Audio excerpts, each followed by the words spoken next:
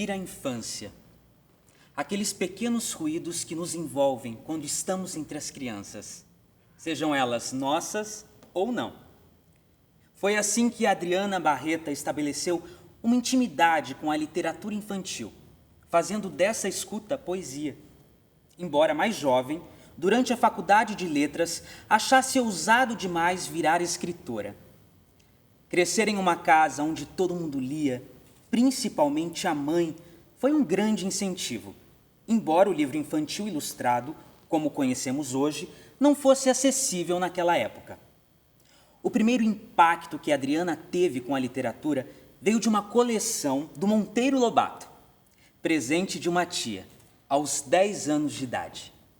Foi uma grande descoberta poder viver outra vida, percorrer realidades diferentes da minha. Conta. Como no bairro operário da periferia de São Paulo, onde ela vivia, havia pouquíssimas áreas verdes. Seu refúgio era o sítio do Pica-Pau Amarelo.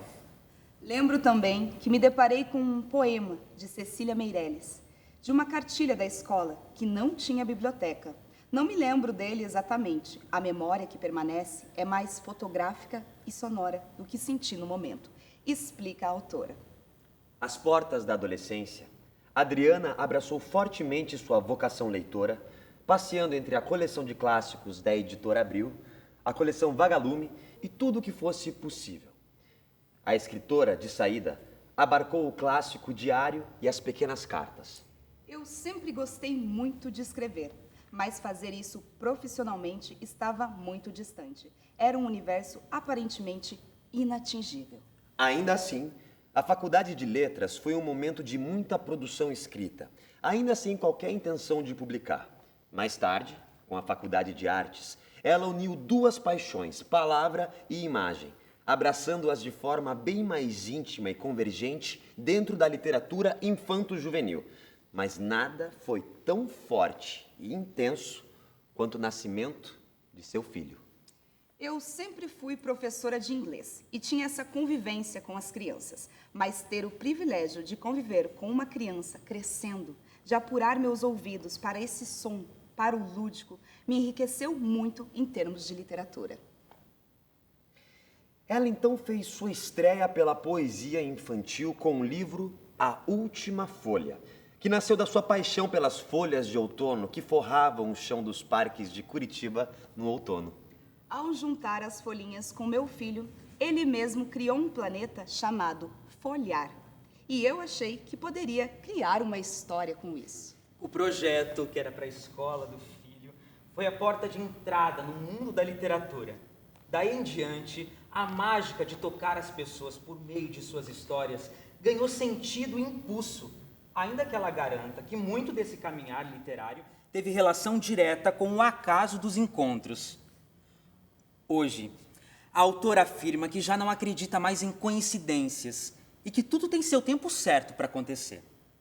Foi assim com o livro O Abraço do Ouriço, uma história que nasceu muitos anos antes, quando ela ainda morava em Londres, e um pequeno animalzinho espinhudo começou a frequentar sua varanda. Aquilo era a coisa mais linda do mundo. E como eu não podia tocá-lo, fui oferecendo leite todas as manhãs. Esse pequeno acontecimento nunca saiu de mim, até que meu filho me pediu para contar uma história que tivesse um bichinho diferente. Relembra a Adriana. A história, que tinha nascido em 2010, voltou com força 8 anos depois. Primeiramente de forma oral, e após uma oficina de ilustração, ganhou contornos imagéticos, até virar uma narrativa palpável o suficiente para ser proposta a uma editora. Embora o livro só tenha sido publicado no início de 2020, ele estava praticamente pronto em 2019.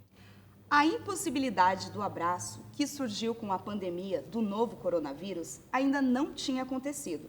Depois de uma gestação tão longa dessa história, o universo conspirou para que o livro trouxesse essa reflexão tão necessária agora, comenta a autora. Segundo Adriana, a resposta tem sido comovente, especialmente porque todos estamos tão sensíveis emocionalmente nesse momento. Às vezes, o que a gente quer de verdade está num lugar muito mais profundo do que a superfície que a gente vê. Pode incluir estar bem próximo ou do lado de dentro. O afeto que vem do abraço pode acontecer de outras maneiras. E é isso que essa história nos faz enxergar de uma maneira muito poética. Avalie a escritora. Histórias como essa levam a criança a desenvolver empatia e a se sentir menos só, pois ela compartilha de uma intimidade do pensamento. Adriana explica que o livro, como objeto, permite uma intimidade diferente de outros meios. O momento do livro é um momento seu. O tempo é seu. O espaço é seu. Existe ali afeto e intimidade. Avalia. Para ela, a literatura é uma troca e chega de maneiras diferentes para cada um. Nela existe um som que só quem lê pode ouvir. Isso não é maravilhoso, gente? Sim. Em tempo, Adriana continua escrevendo. Nada planejado demais, já que sua escrita é mais intuitiva e parte sempre da necessidade de dizer alguma coisa que morou nela há algum tempo. Meu trabalho é mais interno, quase a revalia, afirma. Para ela, ele começa com um desejo que vai crescendo, que vira palavra, e depois texto, e depois cresce, para um dia, quem sabe, se tornar um bom livro.